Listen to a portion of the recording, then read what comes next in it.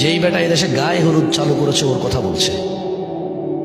1450 বছর আগে আল্লাহ নবী বলছে ওই বেটার কথা, যে বেটা বলতেছে যে বিয়ের মধ্যে গান বাজনা বাজা দেবে, মলেকা বানুর বিয়া গো কি জানে পরে বিয়ের বাজনা বাজে।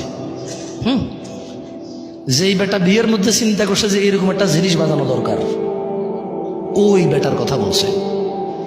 যেই বেটা বলছে বিয়ের মধ্যে ছেলে পক্ষ মেয়ের বাড়িতে আসবে কুলা ধান হলিদ মরিচ নিয়া, যে বেড়ির বিয়ে করবো ওই বেড়ি সহ ওই বেড়ির বোন যত আছে স্বাস্থ্য মামাতো আড়াতো পাড়াতো চাচাতো খালাতো ফুফাতো সব বেড়িরে ওই যে বেটা বিয়ে করবো ওই বেটার বন্ধু বান্ধব মিলা হলুদ মেখে দিবে।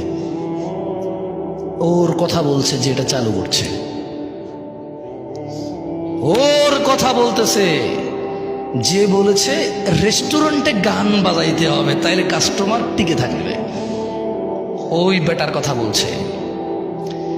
যে বেটা বলেছে মুসলমানদের ঈদ, মুসলমানদের রোজা, মুসলমানদের আনন্দ, মুসলমানদের ত্যাগ তিতিক্ষার মাসে মুসলমানদেরকে জামা কাপড় কিনে দেওয়া, মানে জামা কাপড় বেচার ফোন দিতে সুপার শপ শোরুম খুলবে, বড় বড় শোরুম খুলে ওখানে গান বাজাই দেবে ইংরেজি আর কাপড় চোপড় বেচবে।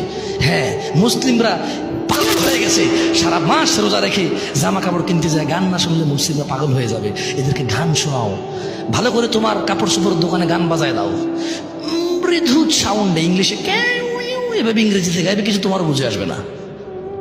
হ্যাঁ, যেই বেটা এই সিস্টেম চালু করেছে যে রেস্টুরেন্টে খাইতে যারা আসবে তাদেরকে গান শোনাইতে হবে, শোরুমে যারা কাপড় চোপড় কিনতে আসবে তাদেরকে গান শোনাইতে হবে, তাইলে বিজনেস মিয়া 100-এ 100 সফল।